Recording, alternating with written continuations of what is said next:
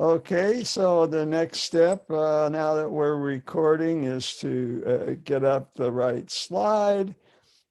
And I am going to start off with, I'm going to start off with a current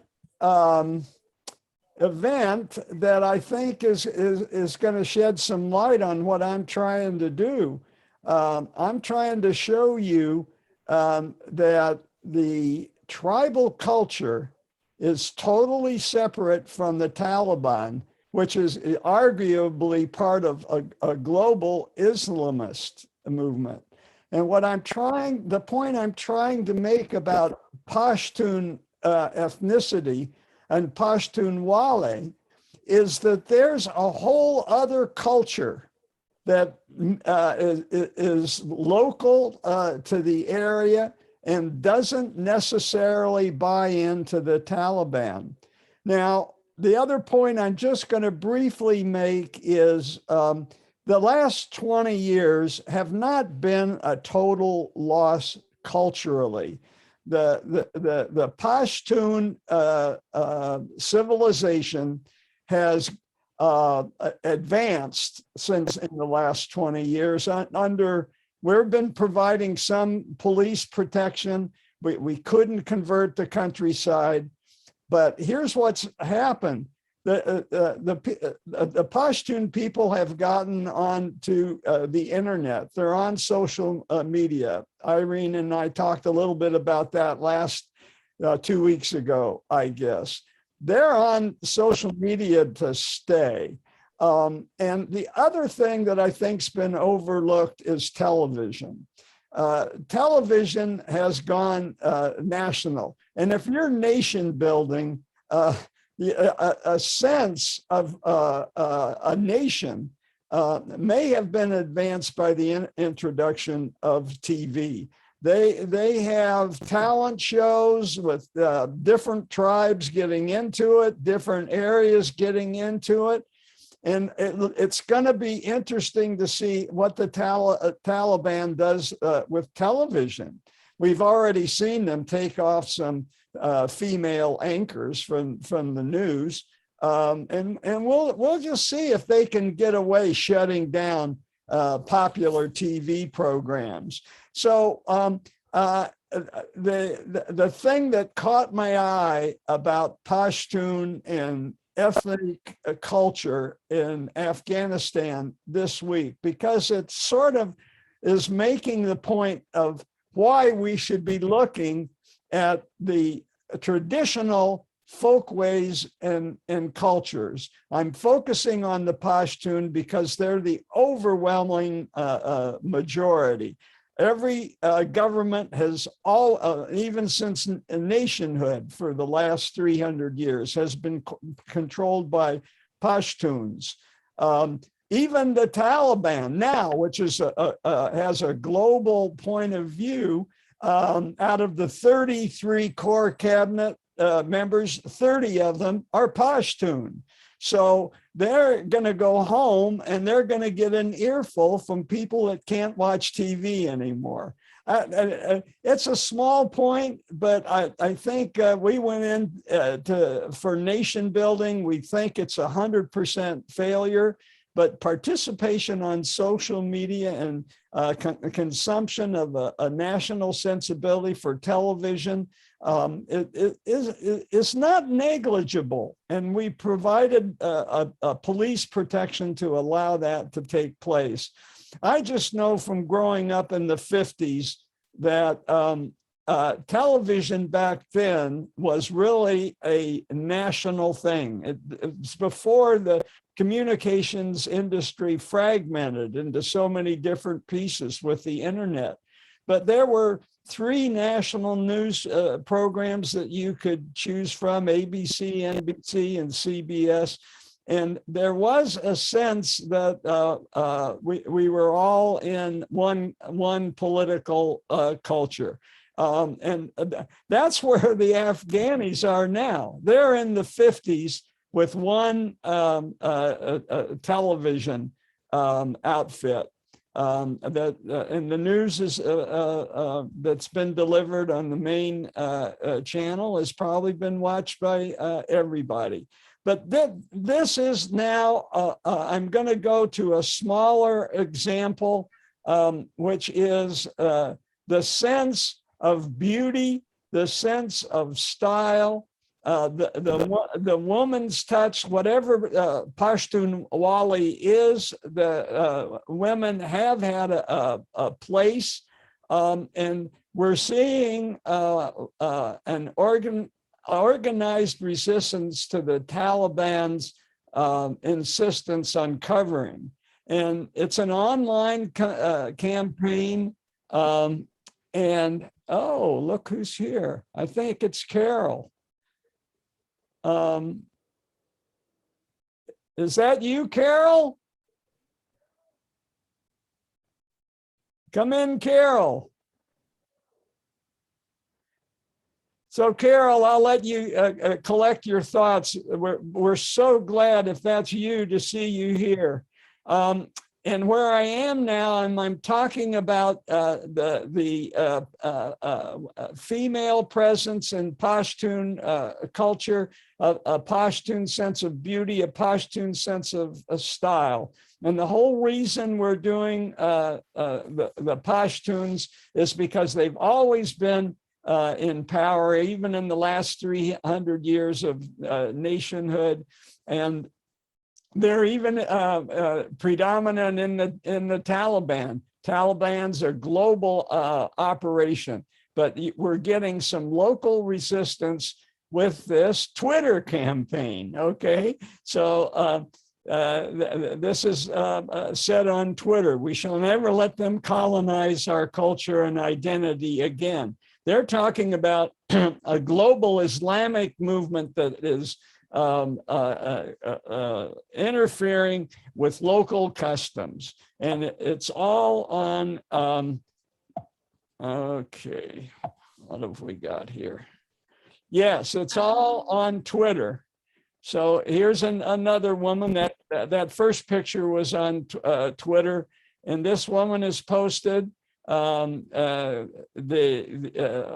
she's a doctor, notice, and she's wearing her local dress to protest the Taliban dress code. And here are the hashtags: "Do not touch my clothes," hashtag Afghanistan culture. And over and over again, I pulled all of these out of an article in the Washington Post that really caught my eye. And it kind of makes the point that we really should understand Pashtun culture. And so it's also Tajiks and Hazara that are participating in this. It's not just Pashtun. And this is a photo that one woman pictured. This may have been during the Soviet occupation or even during the Civil War. She's inside this pregnant woman.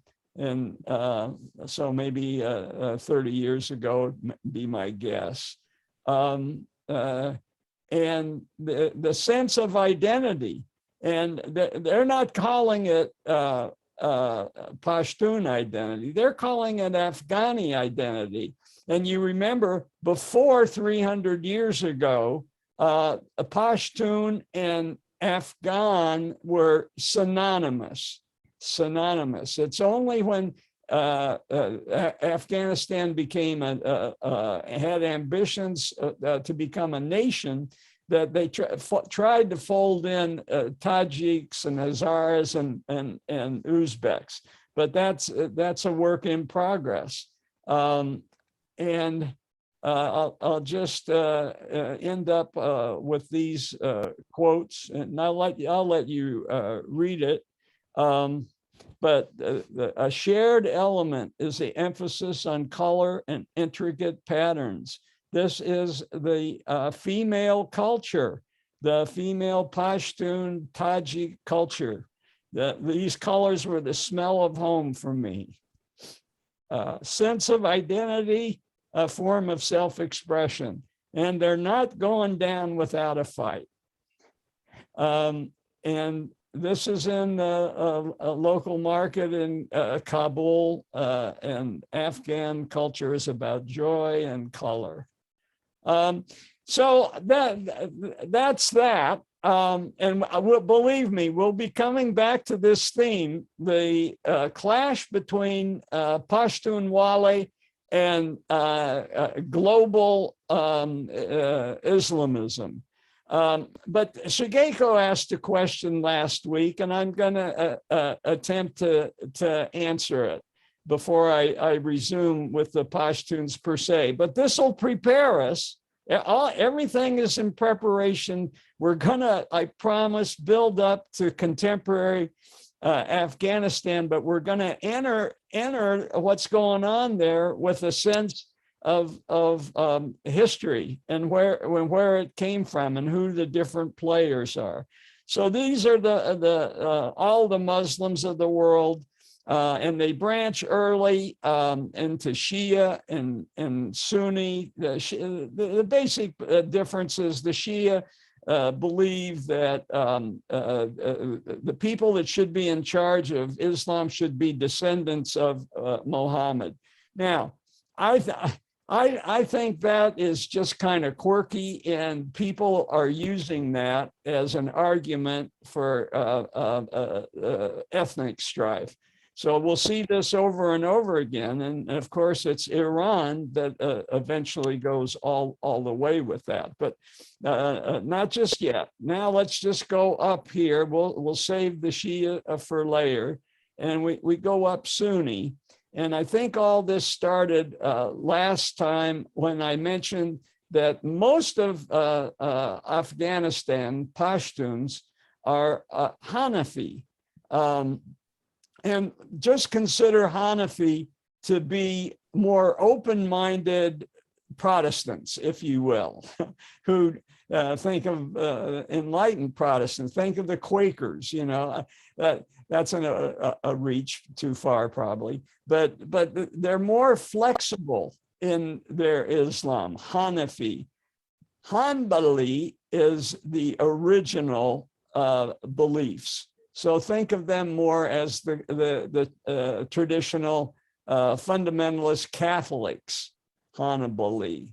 And you'll see that down here, we talk about Sufi. We're going to hear Sufi mentioned over and over again.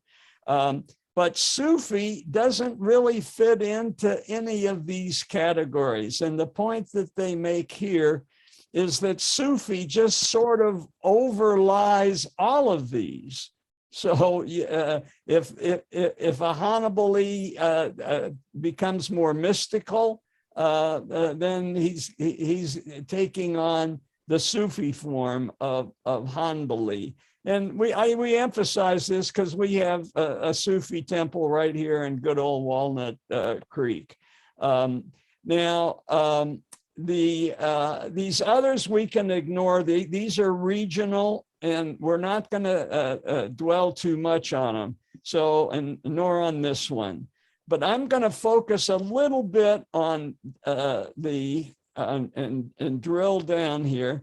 In the Hanafi, I'm underlying the point that I just made, that they approach Islamic law with flexibility.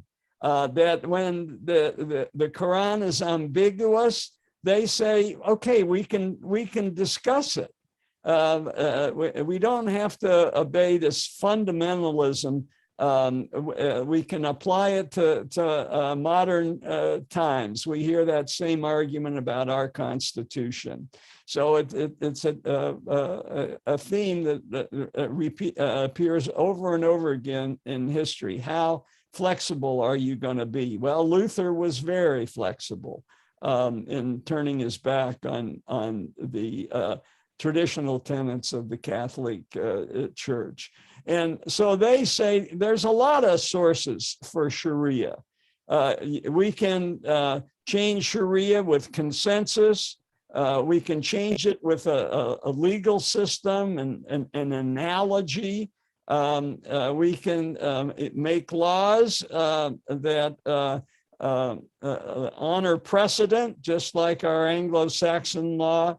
And we can fit Islam to normative customs. So think of the Jesuits who moved into different parts of the world and brought Catholicism, and they tailored it to normative customs. No better example than Mexico. So I want to drill down a little bit and look at the extremists. So here's the Taliban, and they're considered to be a offshoot of a branch of Hanafi. And this is, I'm going to deal with Deobandi a little bit later. This is a historical sect that started in India when the Mughals fell. They came in, well, the Mughals are gone now.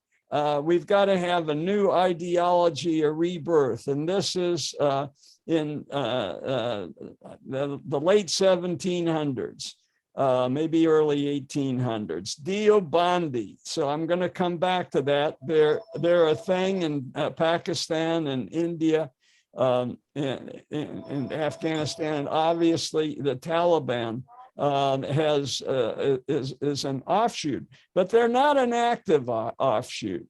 The Deobandi in India have not had much contact with the Taliban at all, but nominally the Taliban are Indian, and that's not surprising because Afghani culture has always been influenced by India, as we're going to see. I'm going to focus right here on the global aspect of Islamic fundamentalism. This is an offshoot of the Hanbali, the conservative, like Catholics. This is Saudi Arabia. The Wahhabis are the fundamentalists of all fundamentalists in Saudi Arabia, along with the Salafists. But let's just stick with Wahhabism. There is Al-Qaeda. Their modern global effort is Al-Qaeda. And the global effort has been joined by the Taliban. So that's why the Taliban tolerated Al-Qaeda when they were in charge in the late 90s and allowed bin Laden to come in. They had in common a global ambition. And so we'll bear that in mind as we go ahead, because a global ambition doesn't match the ambitions of Pashtun culture at all.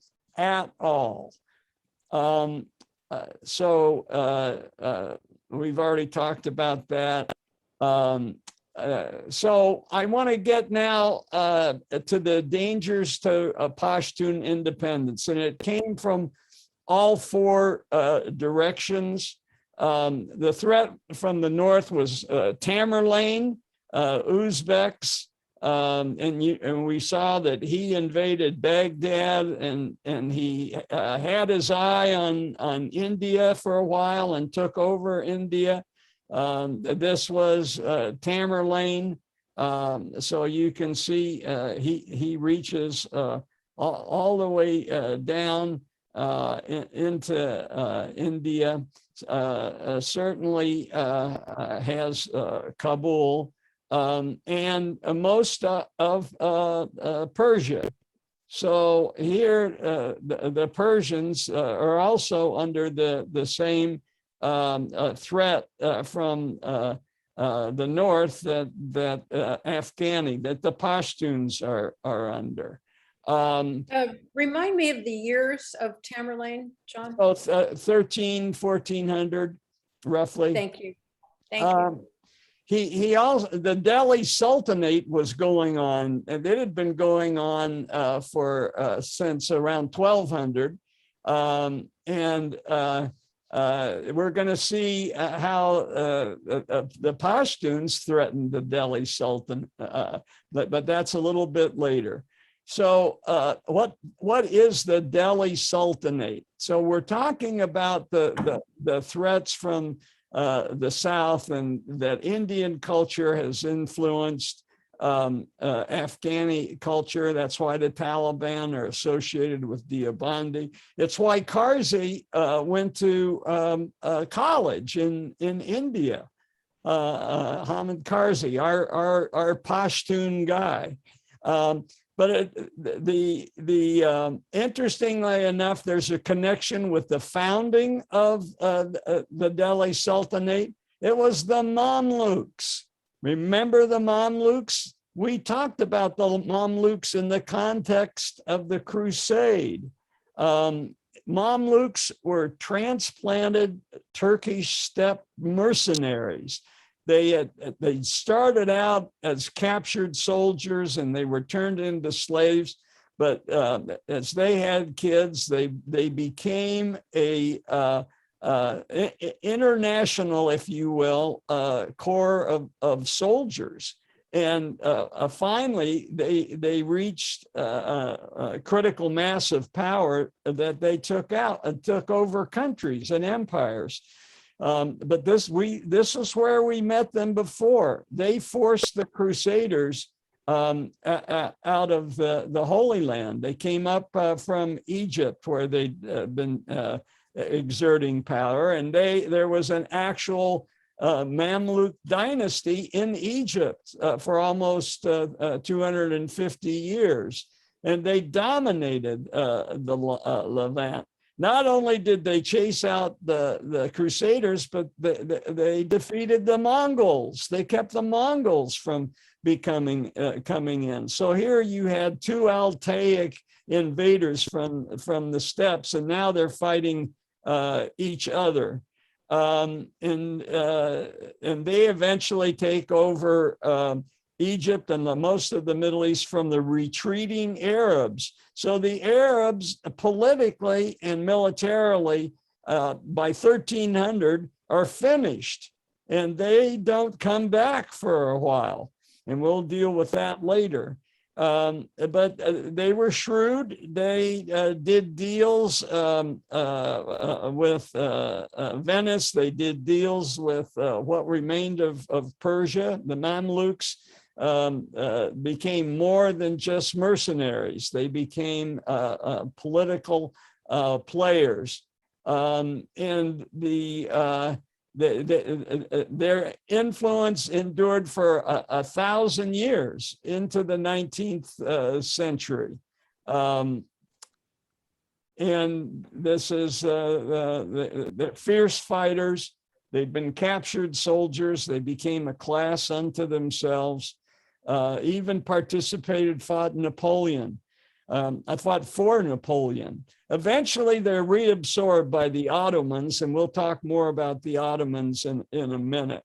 But eventually, they return home to their Turkic origins, and the Ottomans say, hey, okay, you came from the steppes, you're fellow Turks, just come and join us.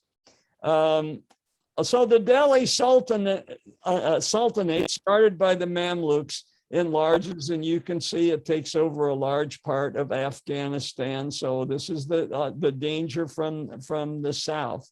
The Ganges River basin was always attractive, and we'll see that it was attractive and taken over for a while by a Pashtun. Okay, so they started fighting the previous dynasty, and the Mamluks had been serving as generals in the army for the previous Delhi Sultan. And when he died, they just seized power. So succession, we talk about the key moments of the passage of power, and how important that was, and what societies have worked out to pass power when powerful leaders die. And over again, it doesn't work. And we certainly see that in English history as well. And this is an example of how the Mamluks get their foot in the door from the previous. Now, the previous emperor there was from the Agoric Persian family, and we've seen that name before. The Ghor dynasty was a Persian dynasty that took place right in the middle of Afghanistan. So Afghanistan was occupied, and the legend, which all these black slides are from, is that Qais, the founding father, the guy who went and met Muhammad purportedly, that he took the word Pashtun from the Ghor area in Afghanistan. So that's where the word Pashtun comes from, and it relates to Ghor, the same area that dominated India before the Mamluks took over. And it's right in central Afghanistan, based in the mountains. Here's Ghor, right here. They actually created their own sultanate centered in that area, and were influenced by the Seljuk Turks. Just exactly how much of this was Persian and how much of this was actually Turkish is being debated. And part of their time is the first installment of the Delhi Dynasty was some beautiful buildings that live on, including this Victory Tower that was named after a Sufi saint. So here, I said we'd be talking and alluding to Sufis, and here's an example. The Delhi Sultanate grew, and by the second iteration of it, they had spread, Erweiterung in German. They had enlarged themselves, mostly to southern India, but they sure hung on to the areas that would have been Afghanistan. This is a fantasy of what it must have looked like. This is in the memory and the myth of that period. As we've said repeatedly, myth is as important to civilization, binding it together, as in what actually happens. Then there was left over these pillars from Emperor Ashoka. And those of you that were with me when we covered the Buddhist period of India, remember he was the warrior who conquered and established a wide empire, and then he had a conversion moment. He looked back on his life and he said, I've been fighting too much. I haven't been compassionate. And he abdicated and became a Buddhist monk. His attitudes are sprinkled around India on the pillars, which Aiko has seen. And they talk about the good life. It's almost like their Bible, the correct behavior. And the interesting thing was that these people who'd conquered India initially said, well, that's not Islam. But somebody in the court said, you know, let's not tear down the pillars, or let's not use them for call to prayer. As minarets, let's preserve them. And they won the day, as opposed to the Taliban, who blew up the Bamiyan Buddhas. But the Delhi Sultanate was more tolerant. So why do I spend so much time talking about the Delhi Sultanate? What am I doing? Why am I wasting all that time? Because the fifth dynasty of the Delhi Sultanate was Pashtun. It was Pashtun. And this building was built by Sikandar Lodi in the Lodi Gardens. And so Sikandar is interesting. You know, it's derived from Alexander, Sikandar.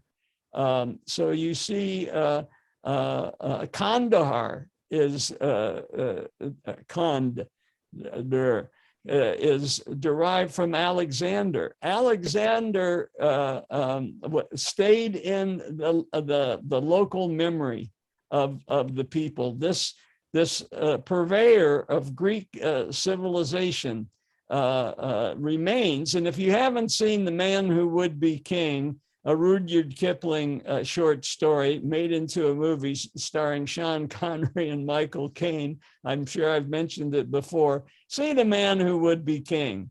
Just take my word for it. Alexander plays a big part in the denouement of that story. So who was the guy that who was the Pashtun who dared to go south? His name was Babur, and he was from Gilzai. And this is in the traditional telling, the black slides that I show. So they merge with the real history. There was a guy like this, and he did invade, and he did set up the fifth dynasty of the Delhi Sultanate. And this is the guy as rendered by somebody's imagination. And this is the first projection of Pashtun power, the first projection of Pashtun power. We've heard the rumor before that Patna was the first, but it's not. We've established that was retro history. We'll get to Sher Shah in a while, but he's the second. The first is Balul, and he's part of the Gilzai tribe. Sorry, this is blurred. The Gilzai tribe here. And these are important sub-tribes because they're right on this border.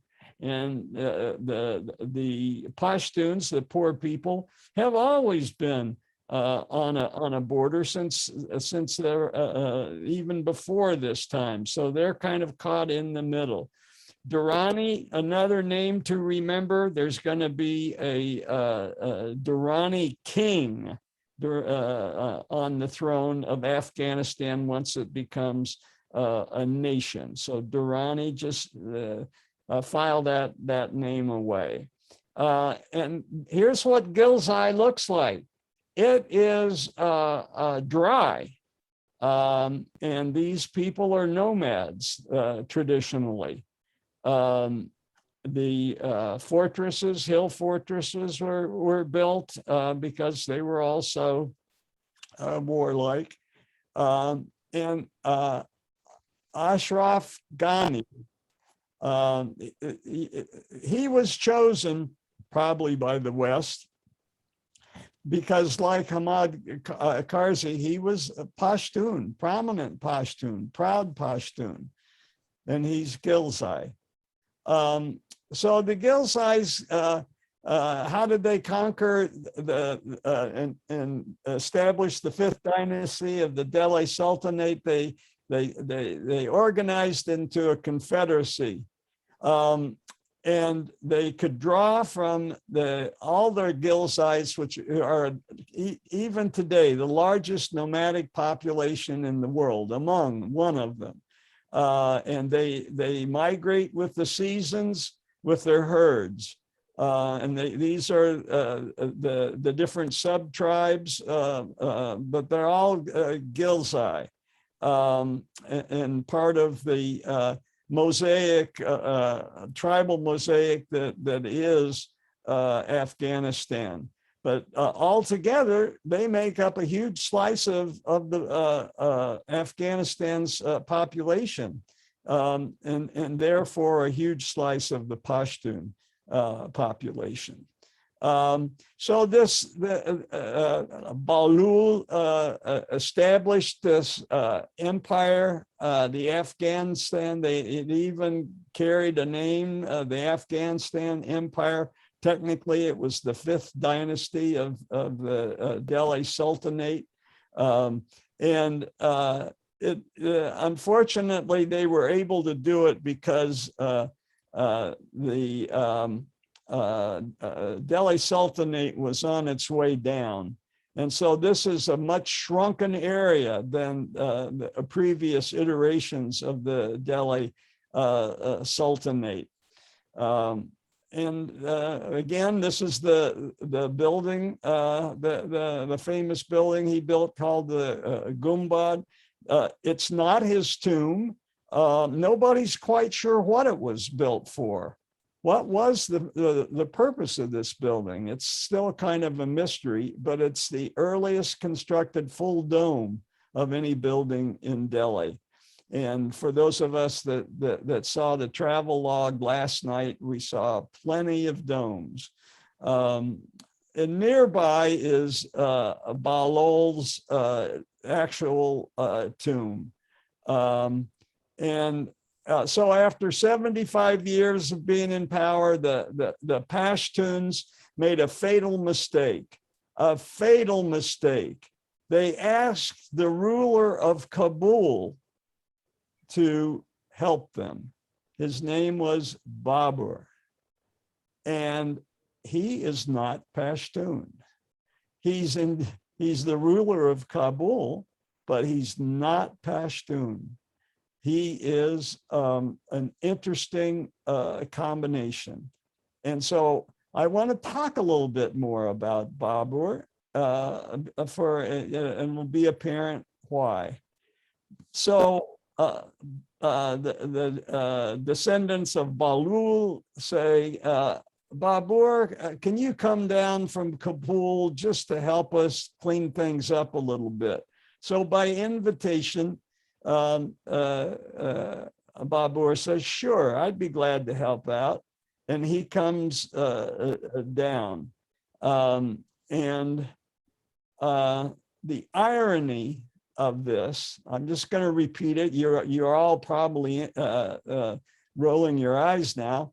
The fatal attack on a Pashtun-led Delhi Sultanate came from Kabul in the form of a Mongol Timurid hybrid named Babur, who had set up a power base in Kabul. How did Babur set up such a power base in the heart of the Pashtuns? So you cannot say the Pashtuns have never really been conquered. Oh, they've been conquered many times. What you can say is anybody who's come in and tried a nation build, who's tried to spread out the administration throughout the countryside, they've failed, including the British, the Russians, and now us. But they've been conquered plenty of times, just not by Europeans. And so, spoiler alert, Babur is going to come down and establish the Mughal Empire.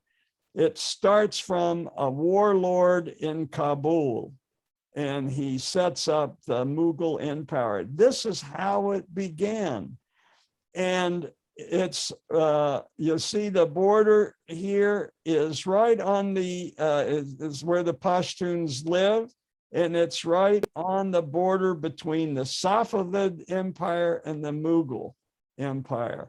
And the or Pashtuns have been right on the edge of more powerful forces ever since.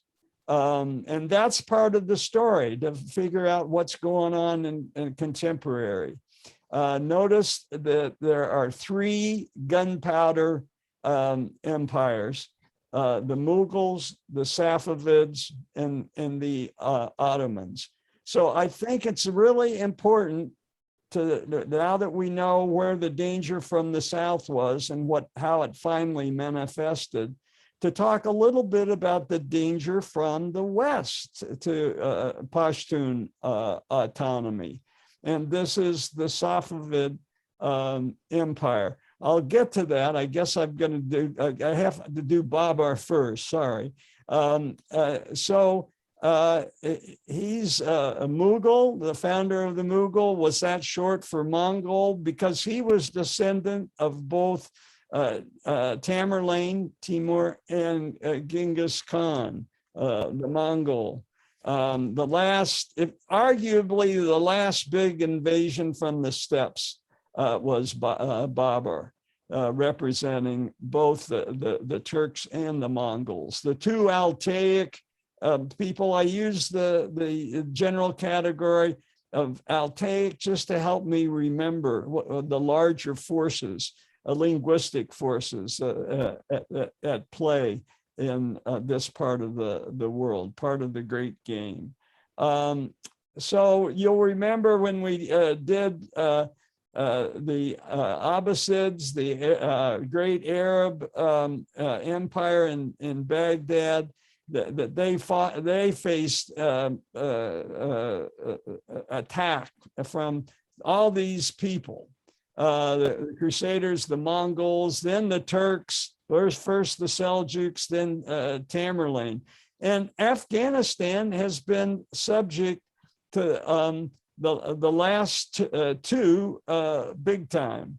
The Mongols took over Afghanistan, lock, stock, and barrel, and set up the Chagatai Khanate.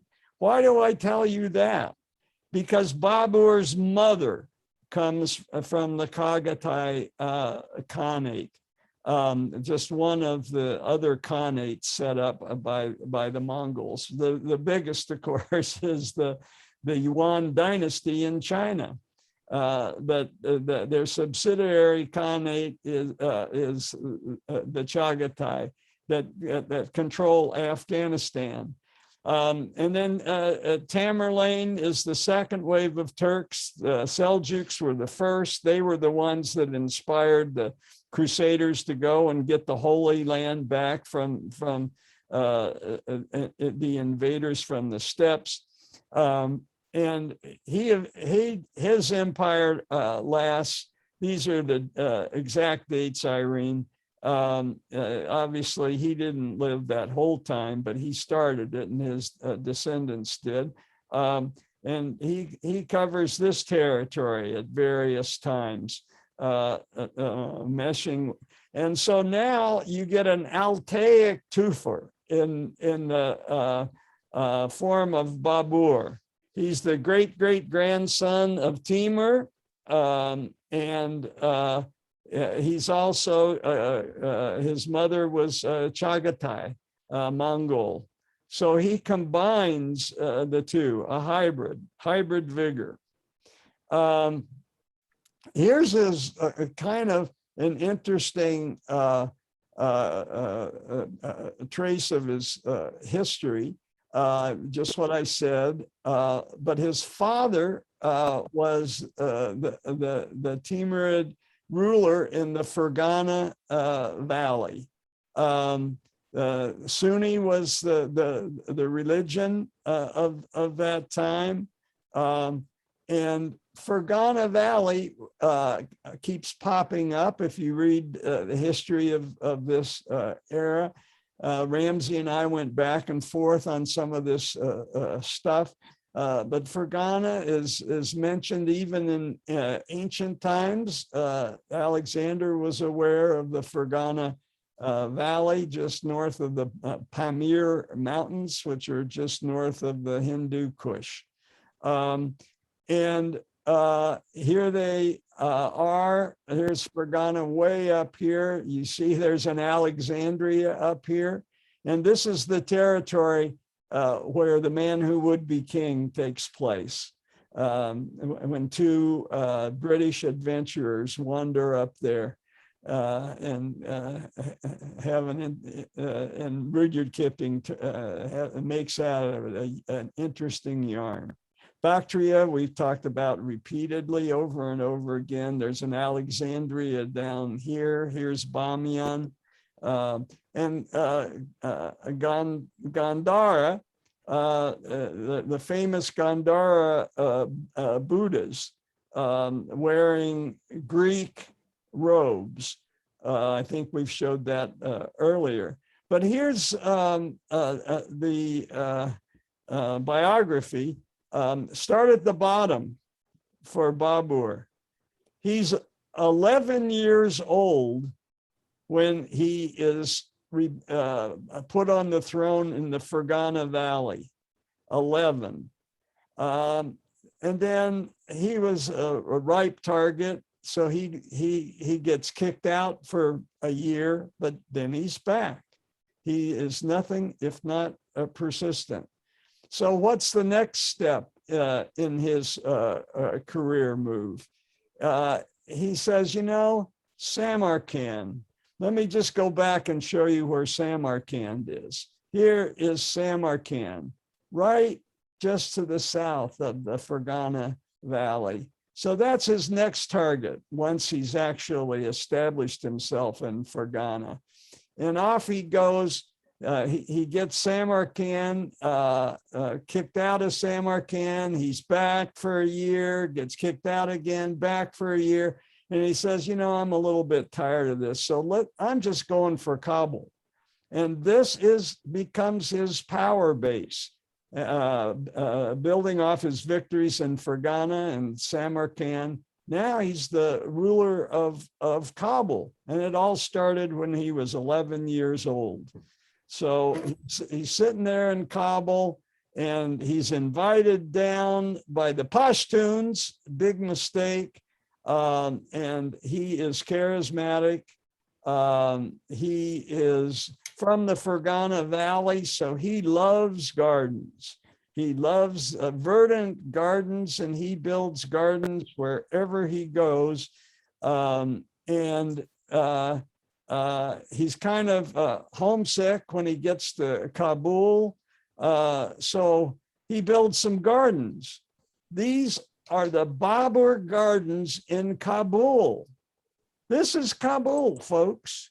And from the air, it's a huge complex. It's a huge complex. So why don't we hear more about it these days? Well, it's Mughal, for one thing. So the Pashtuns at this point are being occupied. So that's probably one reason. But it's not just gardens. Shah Jahan puts up a marble mosque. Beautiful thing. And when Babur dies, his wife takes him back to be buried in, of course, the gardens that he built in Kabul. Babur's grave is in Kabul. And Shah Jahan put up this wall in front of Babur's grave and the headstone. And this is inside the tomb believed to be Babur's, right? There's always some doubt. But if it's believed to be, as we keep saying about myth, it carries a lot of weight. And so another view. And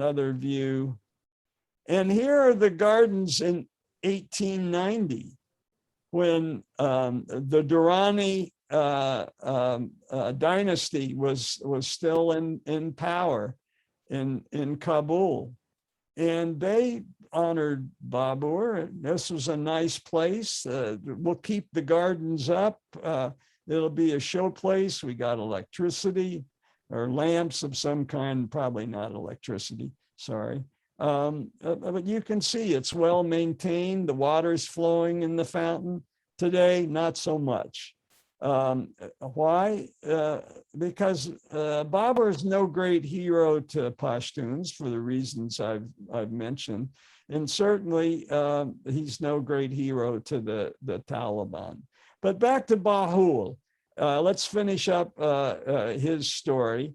We've already talked about the irony.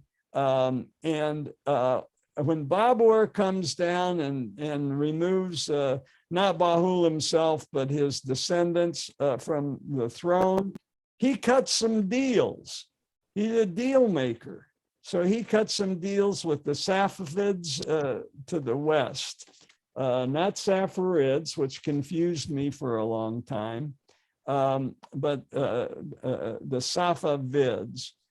And I just want to introduce them, and then we'll stop. So the Mughals, the Safavids, I'm re-showing this just to reorient us to what we're talking about.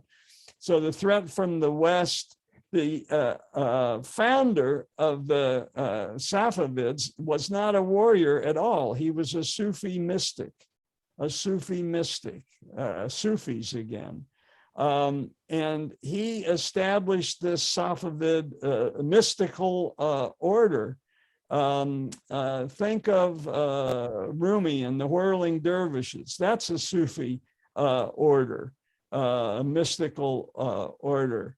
And he is the progenitor of the Safavid dynasty, which lasted until 1979, when Khomeini came with his revolution. So we're talking about a pretty good 600 plus year run, not necessarily of political power. It was spiritual power to start with. And just a few words about Persia for Timmy, who will probably be watching this at some point in the distant future. His question has always been, well, how's come Persia wasn't considered a classical civilization like China, India, and the Mediterranean? Well, here's the pushback on that. Hegel called Persians the first historical people. Cyrus the Great was the first true global superpower ruler, arguably, spanning 3 continents, including the Balkans and Europe. The only civilization in all of history to connect over 40% of the globe. It went through different phases. It endured the invasion from the usual cast of characters I've been talking about. The Muslims conquered Persia, sure enough, but the Persians became the Muslims' right-hand men from the very beginning. Persian scholars, Persian artists, think Persian miniatures, some showing the face of Muhammad, which is a no-no in Arab culture. And they replaced Zoroastrianism, which had been the thing all the way up until then. And then Persia came on bad time from the usual direction of the steppes, the Turks in the form of Uzbeks. But the turning point was a reunification of the Persian spirit in the Safavid dynasty in modern Iran. And it was this guy who did it. His father and he were part of the Sufi order. They were just religious folk. His deal was, we believe Ali and his descendants should be in charge. So he was Shia. But as important as what he believed religiously was that Shia could differentiate themselves from the Sunni. And so it's like Persia, we're giving you a new basketball jersey to wear. It's green, and that you're going to be able to tell us apart from the Sufi team, I'm sorry, the Sunni team over there. So some of this is convenience for purposes of identity, I'm convinced.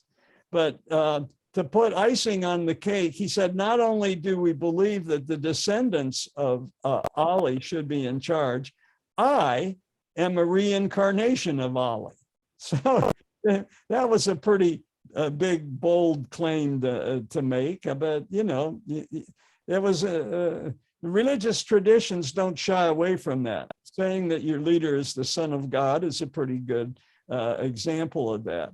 And I'll finish up with just his background. What was he? He was also a hybrid of a lot of things, like Babur, even more varied. His main identity probably was Kurdish, right? And his father was the head of this Sufi order I was talking about. Their center was in Ardabil, which is in the Kurd territory of Iraq now. He had a lot of famous ancestors as well from varied ethnicities. He grew up speaking Persian and Azerbaijani. And he established the Safavid Empire, which was centered in Esfahan. And Aiko and I have visited Esfahan, and it's a beautiful city. So this is going to be where I'm going to stop today. And I do have a clinic, but it's been arranged that I can start a little bit late. So I will stay for questions.